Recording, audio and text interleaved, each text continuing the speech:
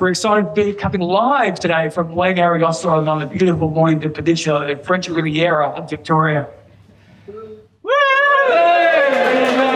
Just move on, ladies and gentlemen. We are here and we are ready to rock and roll. So I'm going to bring up my very first guest now.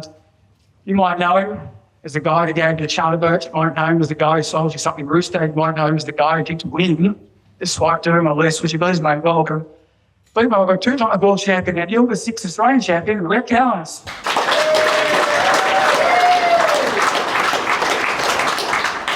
Welcome, Rhett. How are you? Good, mate. Our first question is, people want to know, what are you saying as you're going around that mark around it? Because it looks pretty like you're pretty angry with someone.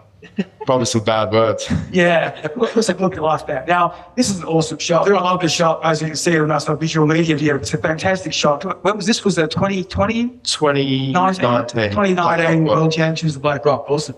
I'm going for a lot of shots of you, though. So first one. This one. Now, I am going to love this particular photo. It does in the back. You can't see it. You can see that Rhett's actually put his hand up to catch his drink bottle, which is coming down towards his head. Now, what's interesting about this is that I've always at Rhett, I've known for a long time. If none of you thought Rhett was an absolute he-man, this next photo proves it.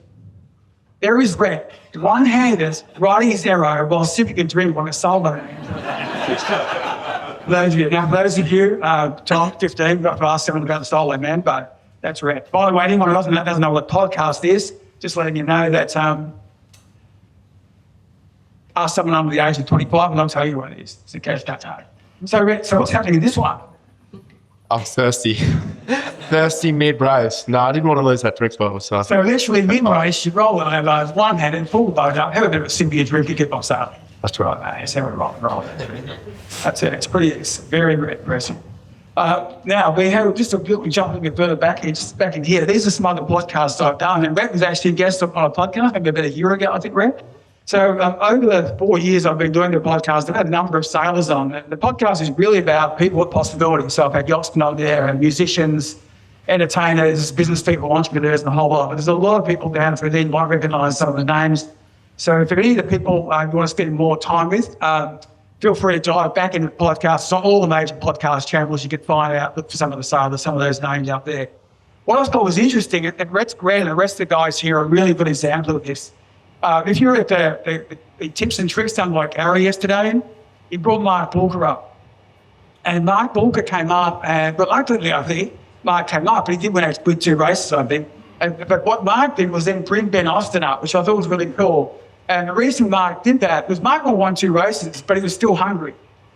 And I'm reading a book at the moment by Steph Curry, the NBA basketballer. And Steph Curry says one thing that's unique about the absolute elite in NBA is they all know they're really, really good, but they just want to get better. And so I think that's really unique amongst these 4 when I bring them up, but also the people you saw this literally displayed yesterday with Mark, where he's like, I won 2 races. I don't know where the van goes, where the animal goes. Get Ben Austin up here, right? So I thought that was, just keep that in the back of your mind that, as Ben said, sorry, I put the spreading the deep here, Ben. Ben said yesterday that they're all round for this regatta. If you've got questions, please go and ask these guys. They're passionate about their sport. Go and ask them any questions you've got on the track or more about boats up. I know they'll be really happy to help. Let's have a little bit one more time. All right, the next special guest I'm going to bring up is Ben Austin. Ben Austin, and also Olympian at the 2008 Olympics. Ben, what's going on here? We got a bit on. So that's medal race for the 49ers at the 2008 Olympics. So we did the whole regatta in about 8 to 12 knots, sometimes 4 knots, sometimes less. And on the last day, it turned it on, and it turned it on big time. So it's probably the wildest race I've ever done in any sailing anywhere. Does anyone here remember watching it live? Yeah, it was pretty amazing. It was amazing what to watch. It was conditions that I spoke to the Wilsons after that, and they said it was marginal, but let's just say they said it was done for media purposes, which you did very well at. Not great for sailing. Now, you're sailing with who then?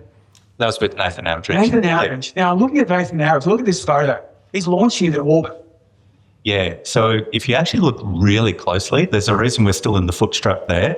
And that's because Nate's boot has actually wrapped itself around the back string on the boat. So about 5 seconds after this, I'm actually leaving there and disentangling his boot so we could get out of the foot straps. Now, Nathan Harris is starting to worry me because he ever talk to you about becoming a commercial pilot?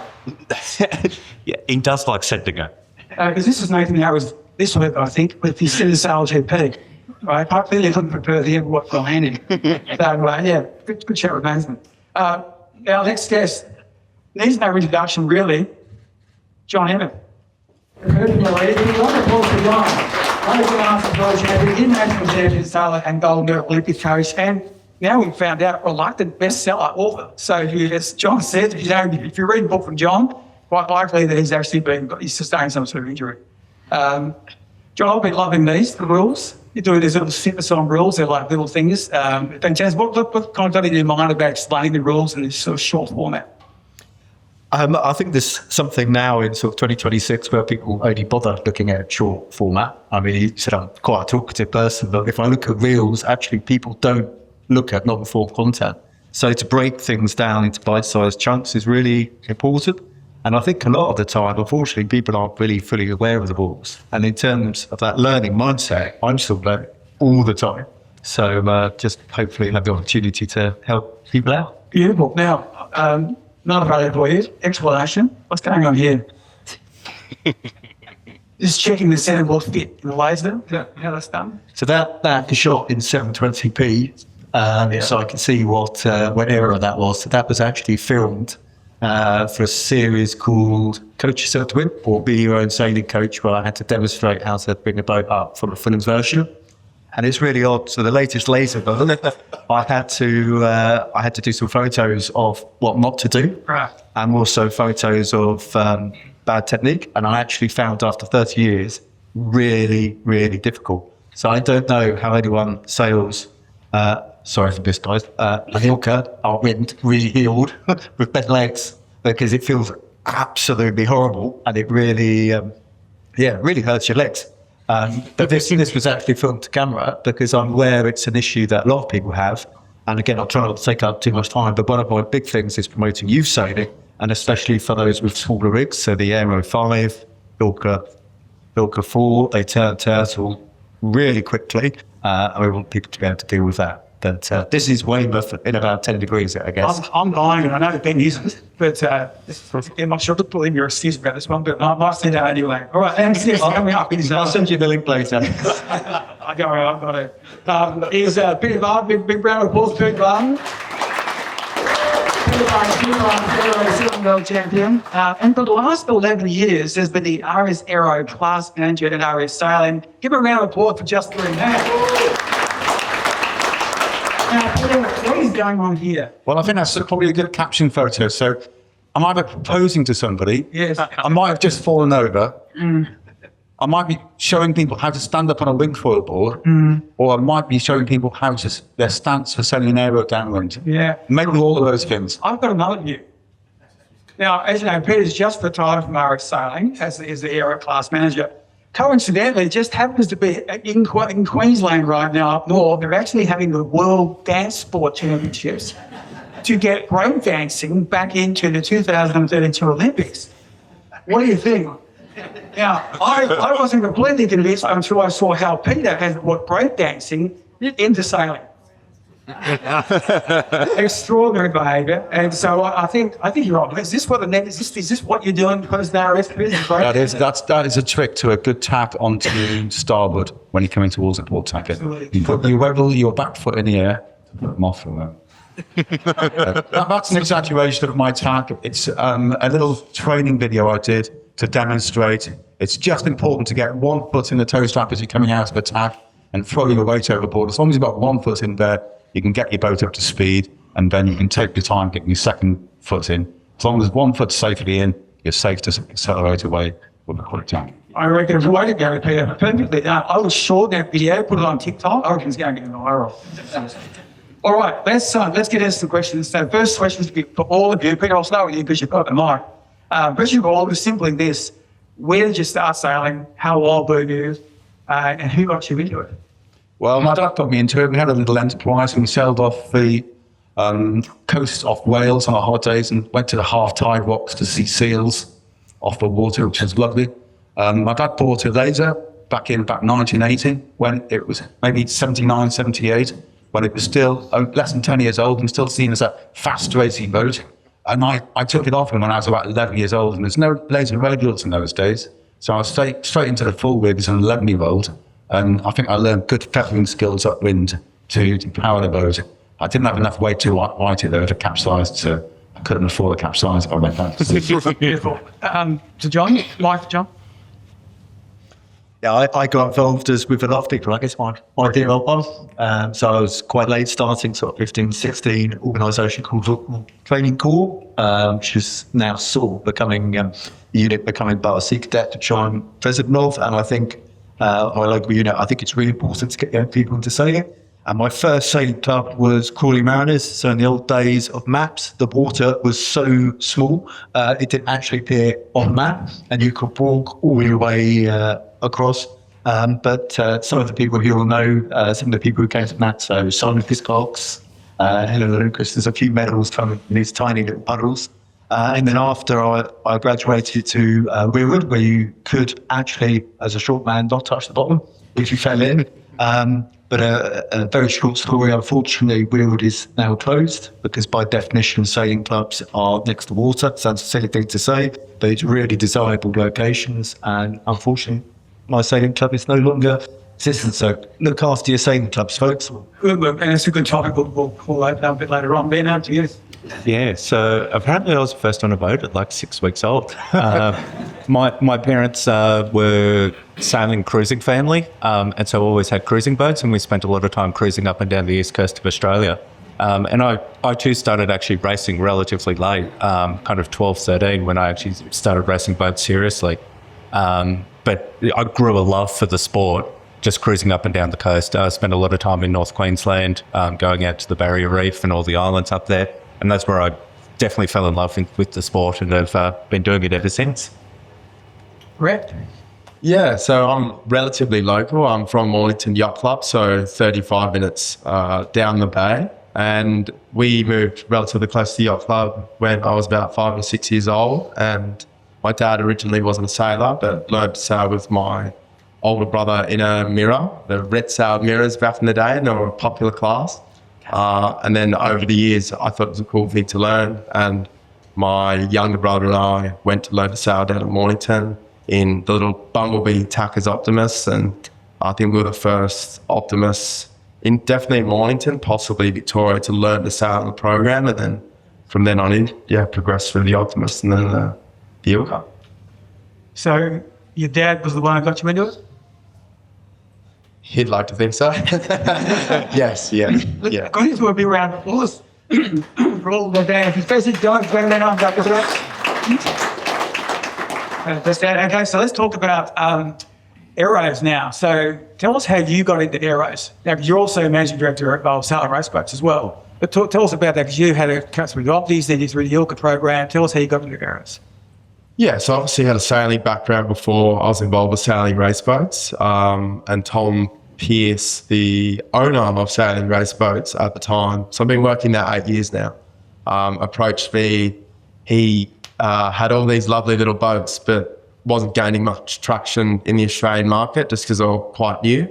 And as we know, all the RS boats are English made and imported. So he wanted to expand, and he thought the best way to do that was bring a sailor in, an Australian sailor into the company, and ideally with a bit of knowledge and a bit of know-how, and try and build the class from there. So my focus just wasn't Aeros, it was a few other classes, but to mainly grow the RS Aero, and the best way to sell it is learn to sail it, and I quickly fell in love with the Aero when I sailed it. Being used to an ILCA with the I suppose a 60 kilo boat, not much helm, and then you jump into an Aero, you instantly feel the rudder move and the boat move. So I like that. So yeah. Beautiful. Ben, what got you into the Aero class? Yeah, so I hadn't actually sailed in quite a few years, and my daughter started sailing, and I was sitting there kind of coaching and watching and went, oh it's time.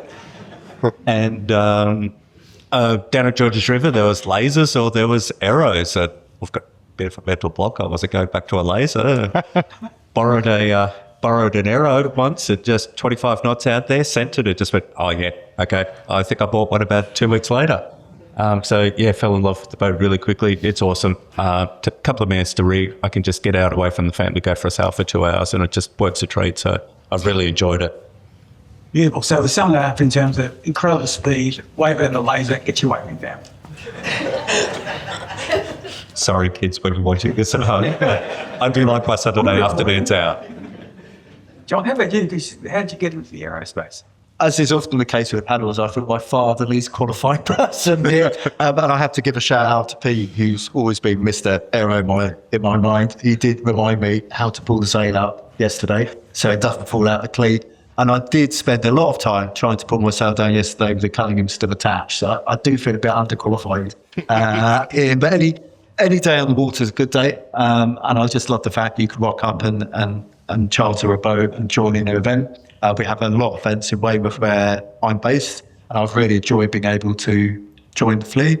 And as a coach, I think it really helps for me to keep sailing myself and have that in the fleet for my sailors. So really happy to be here, and touch wood, be here about this time next year.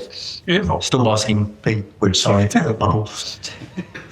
Now, Peter, you're obviously got a long history with the club. How did you get connected with the RS Aero?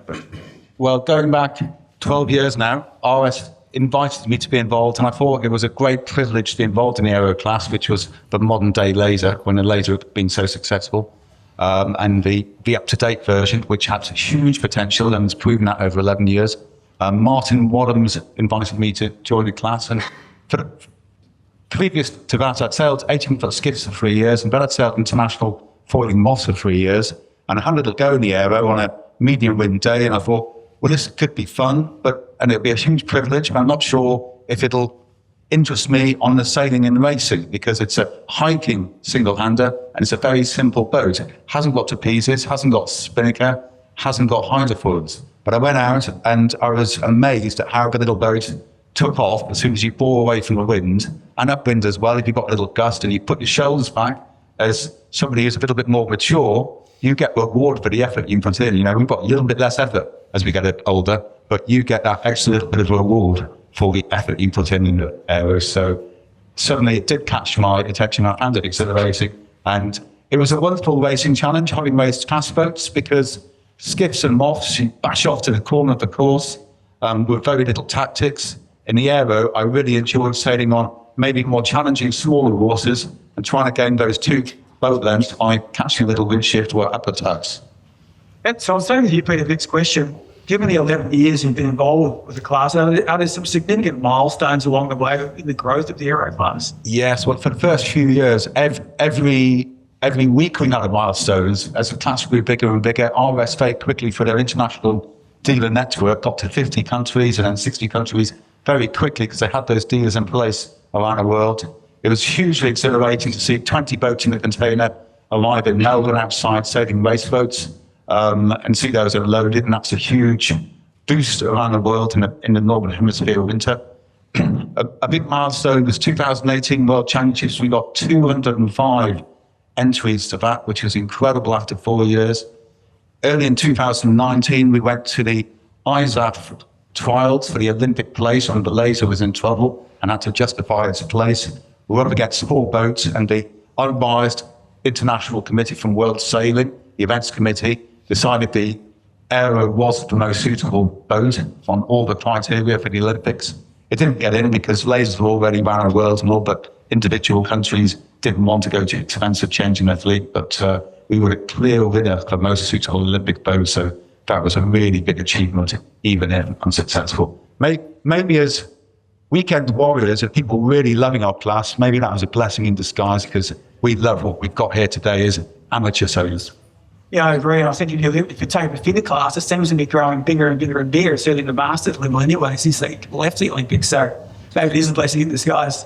Talking fleet growth, John, you and I were chatting yesterday a bit about this, and that's a passion of yours. How do we get more new people into the sport? And how are you doing that? You also touched on it yesterday. You talk about the emerging nations you work. you work with as well. Can you give us, I think it's about 3 things you spoke to me about that are really key to this. Can you just touch more on that? Yeah, I was involved with the Emerging Nations Programme because in terms of the Olympics, we don't want it just to be the same 20, if you like, rich nations who perform, because those heroes are so important. If you're a young sailor growing up in Cyprus, you can see the athlete of the year for well over a decade now has been a sailor. We had I said in the previous talk, when we had Robin Hood, Bits of Thieves, just everywhere, all the archery clubs came up. But it is important to make sailing accessible. So for me, the big 3 inclusions are youth, women, and para, specifically looking to 2032 to try and get para back, because I guess we've all had our share of injuries by the time the average fleet age is over 50 here. But if you had a life-changing injury, you would want to be able to carry on racing and competing. So I think power is really important. With the female part of the sailing, we see really good ratios in boats like Optimist and sailors who are very young. And by the time you get to the end, I work at, with the elite coaching and the leadership of, there's very few females in sport, and that is so important. And youth, let's just be honest, in 40 years' time, that will be the future of the sports. We need to engage them, and it's incredibly important. One of the biggest barriers for people is time and money. So I do hope people can go to a pay-per-play model. So we have clubs have boats, people can just jump in to have a try, because people, so he did a big transition and then he was hooked. But if you hadn't had that first step and put foot in the boat, then you never know what would have happened. And I do think in terms of media and social media, we do need to promote our lovely sport. You don't need helicopters and all the rest of it now. You have drones and an iPhone or a DJI, can I say that? Or pocket camera. We can film the content and show what fun it is. And then going back to Ben, in terms of escapism, real life, sailing's pretty good. That's what Lily said to me, and a lot of top athletes have said to me. It's only when they're off sailing they feel they have that freedom. So the problem is the people we need to talk to about encouraging sailing are not the people in the room. It's the random punters who are living really close to a good sailing venue, but have never had a go. Yeah. Peter, I'll ask something for you first. It's all right. Just what RS, from my observation, I'm relatively new to the RS. My first RS in the family was actually sailed by my son. I never got near it before. He just loved the boat so much, so I had to go and buy my own. But the RS games, the way RS goes about things is different. Is that some of the things that John was talking about in terms of encouraging youth? I see a lot of youth sales in Italy and the UK and in Aeros as well. Can you talk about that? Totally. Racing sailboats, RS sailing, were set up back in 95, 30 years ago now. And it was all about building a community of sailing. They've got lots of classes now, and they complement each other, but you can get kids sailing and adult sailing all together. And every 4 years, they come together for an RS Games and other events in the meantime in the UK. And it's about combining classes together for events. It's not just about the sailing, it's about the community and having fun and having parties afterwards and building a community so we can all enjoy sailing together at all different levels. Single-handers, double-handers, small keel boats, and all the beginners' boats to get people in their first place. Beautiful. Ben, note to you, you're getting back into sport. Your daughter was, Sorry, I'll just ask you when the next RS Games is. Yeah, the next RS Games is this summer. It's Travemünde in Germany, and there are still just a few charter boats remaining, prioritised to non-Europeans for the moment. Beautiful. Ben, your daughter was doing tackers, probably? Yeah. She went through the tankers program and all that kind of stuff. So talk about you getting back into sailing and what you're seeing is, in terms of getting more youth in, and your daughter, obviously, which is great. Yeah. Sailing's in an interesting spot at the moment, where, like, if you go down to the clubs that are running the tackers kind of programs, there's a lot of people coming into those programs, and being able to convert out of those programs into regular sailing becomes quite challenging. And we see a lot of the people that do come through come from sailing families, and so they know what it's like to go and buy a boat and to own your own boat, and the maintenance and everything that goes with that. So it's a really interesting time, and interesting idea from John Wright about going back to having fleets of club boats that you can hire out, things like that. That makes those transitions easier. Personally, I'm a really big fan of double-handed boats as well. where you go and sail with someone that sailed before. Just out of curiosity, who learned to sail in a double-handed boat? Yeah, look at the room. Who learned to sail in a mirror? We've had the mirror come up. Yeah, look at this. Yeah. We've got quite a few mirror sailors as well. Yeah. Those kind of boats I'm actually a really massive fan of, because you just have that really safe environment where you can sail with somebody a little bit more experienced. You get that knowledge transfer and you build that momentum of just going, this is a fun sport, learn how to do it, and then you take over steering a little bit later on and you get that curiosity to go, yeah, I want to have a go at that. And that's how you develop the passion. So I think there's a lot of really interesting opportunities there. Rhett, for you, just following on there, I'm going to come back to a question for you a second, Ben. Rhett, tell me about, because you talk about boats you do as Aeros, but not only Aero, you sell a lot of quests. And you and I were talking about an event that just happened like a week ago. It's massive. Tell us about that. Yeah, so we sell 20 different RS classes. The Quest is definitely one of our more popular boats. So a week ago, before I was loading charter boats up to bring down here, we had the Stonehaven Cup, which has been running for, I think, 97 or 98 years. And that was held at Brighton, and it was used in the 12-foot Cadet was the boat that was used for a lot of those years, and they've adopted the RS Quest as the boat of choice, and there were 27 entries there with 3 on board in each boat. So you had 80 kids. They're not your gung-ho racers, and they're not your learn to sail kids. It's purely for people that are just learning to race. And the regatta's a really cool event because they make it inviting. It's not too serious. They unfortunately got blown out a few of the days because it was too windy, but they just keep it super fun. And as John's saying, just keep the involvement there and try and create sailors for life, not just for a few years. So. And you're saying yacht clubs buying the Quest so people can go sailing. It's almost that, while John's talking about, come down and have the expensive best off and they can go out with someone. Yeah. The cool thing about the RS boats is we obviously sell the beautiful Aero, which are fiberglass and lovely, but we also sell a lot of our boats are plastic, road molded, and they're perfect. They're designed for trading. And behind the Aero, the RS Quest in Australia is our best-selling boat. So we've got hundreds of them around the country, the Navy, the Scouts, plenty of yacht clubs have fleets of them, and it's just it's a heavy boat, but it's a safe, stable environment to learn on. Fantastic. Now, the other couple of classes that you haven't seen the growth of these, I'll talk about a little bit about this. In Australia, we're seeing the 16-foot skiffs and the 13-foot skiffs. The 16-foot skiffs, which are not easy to sail, quite complex, but they have 76 at the Nationals. And the models, I understand, it is a very part-sponsored model, that the boat's actually provided, the sponsors are provided, and you got a crew of 3, then you rock up, and that seems to be how it's working. You got any more detail on that, Ben? Yeah, I'm a little bit sketchy on the details of exactly how they all work, to be honest, but not being involved in the class directly. But I think definitely there's initiatives there to help reduce the cost of sailing. And I think one of the really good things those classes are doing is having that really clear transition through the youths. So you've got a youth class that you can sail, and then you've got a clear pathway to what's next. So you can make that transition into the 16 as well. I know, I stopped sailing for a couple of years when I went to uni, things like that. I think it's a really commonplace in the sport where everybody takes a break because they go, I've got to pay for this myself. And so having that clear pathway where you can sail with a couple of other people and the boat's not exorbitantly expensive for you to get on the water and go sailing, I think is a really interesting way of doing it. There's lots of clubs around that are looking at trying to help do that, whether it's having their own fleet of boats or whatever. I think cost to entry is a challenge for everyone. But also having boats with a really good resale value helps a lot with that as well. And I think also it's the media side. So one thing I think the 16s and 13s do really well is the full coverage.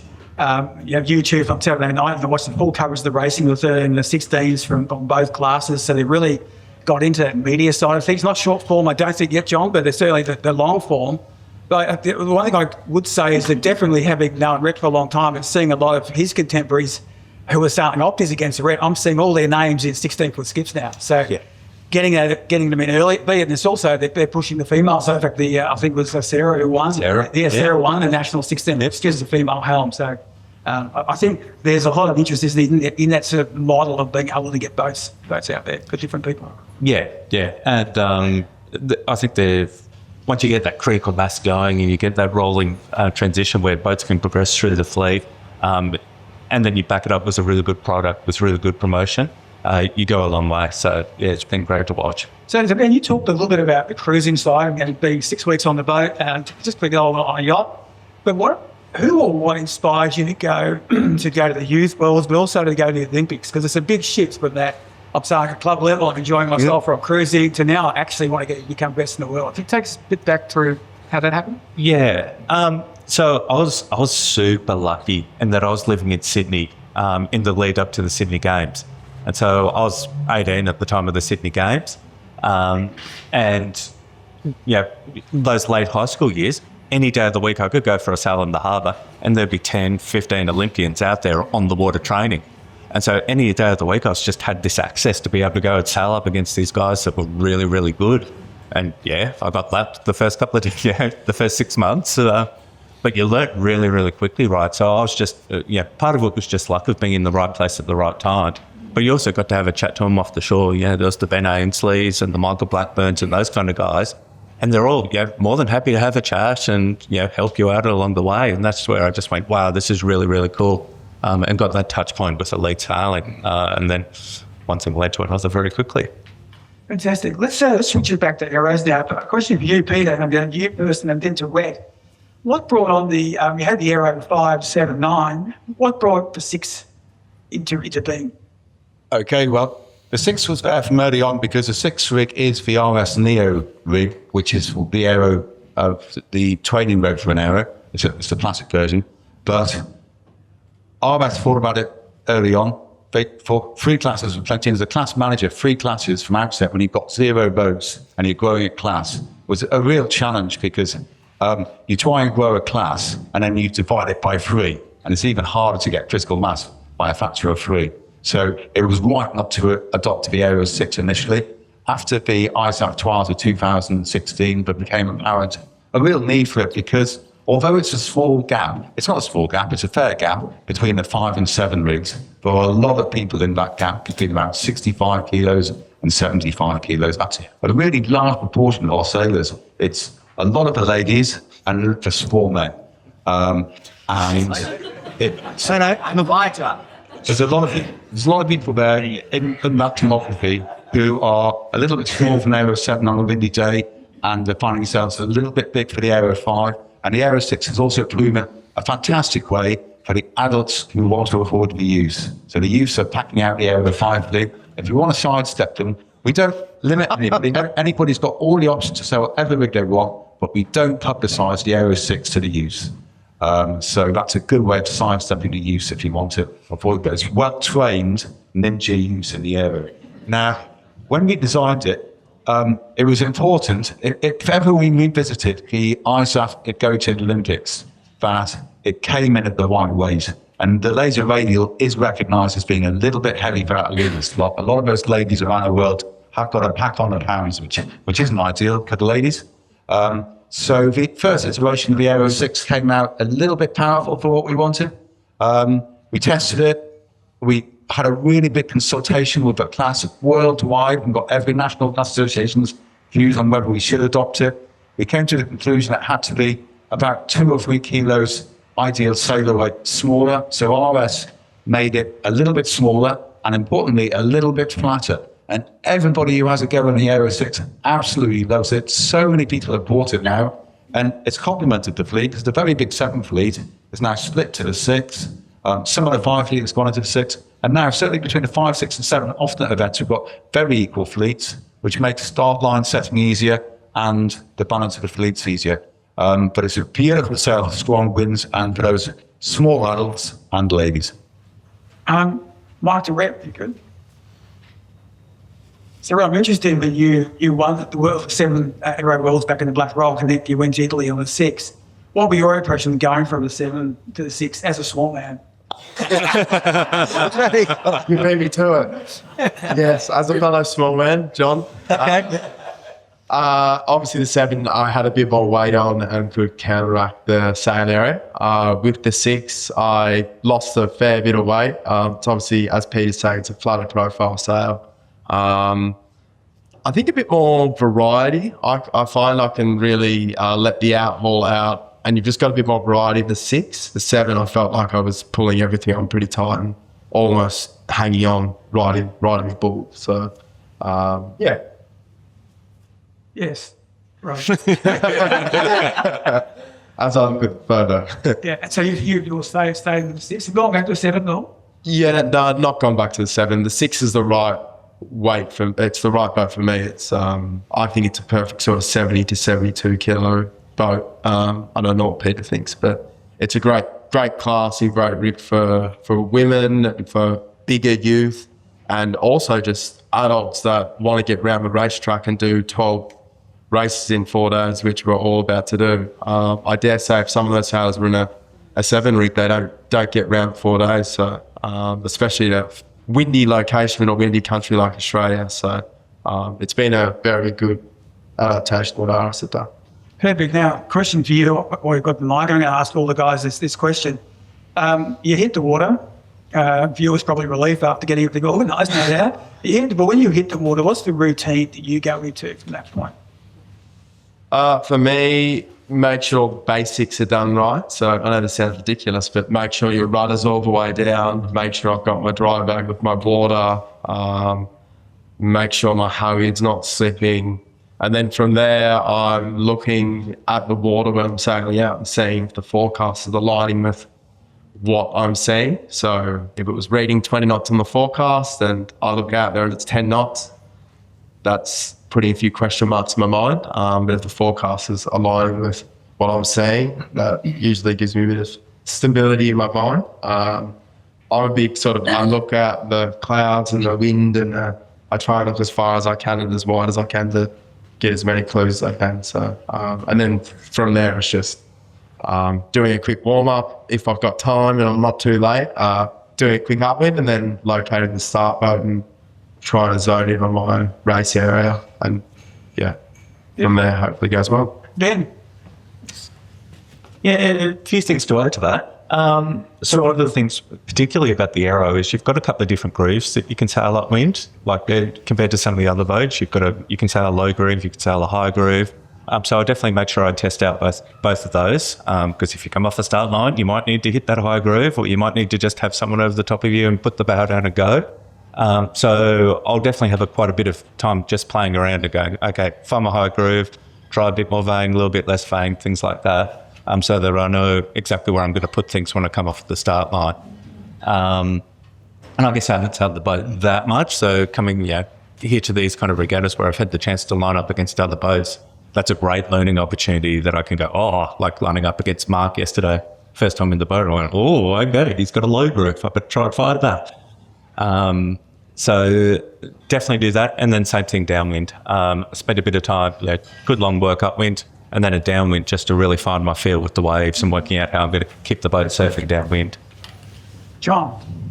Well, once again, I feel evidently underqualified because I was actually there on the bow retying my kicker, which I put the wrong side or something. And the boat really loves to go into wind when you sit at the front, but I just really quickly want to go back to earlier with the quest task. That's really interesting because we've developed, we've got a lot of those in the Sea Scouts now in the UK, and we have 4 Wimbledon Reservoir, which is sort of where I grew up. And actually, even for an M&A who's looking at elite performance, Olympic, having a broad base and getting as many people sailing is absolutely the key. I'm actually almost the opposite because I'm so far down the leg that I'm sat there watching other people and seeing how they sail and looking at the wind on the water because from my recollection yesterday, I had one race where I was almost pointing at the hook mark or port, and it seemed very strange to me to tack off to the left. And I also had another race where I was almost pointing at the first mark on starboard. So just trying to get those observations done. As somebody said, 4 days, 12 races, it's quite a lot for me at the moment. So I'm probably not doing as much prep as I should do. Cutting plan, come in for the weekend, do some training, and the weather and other ideas. Peter?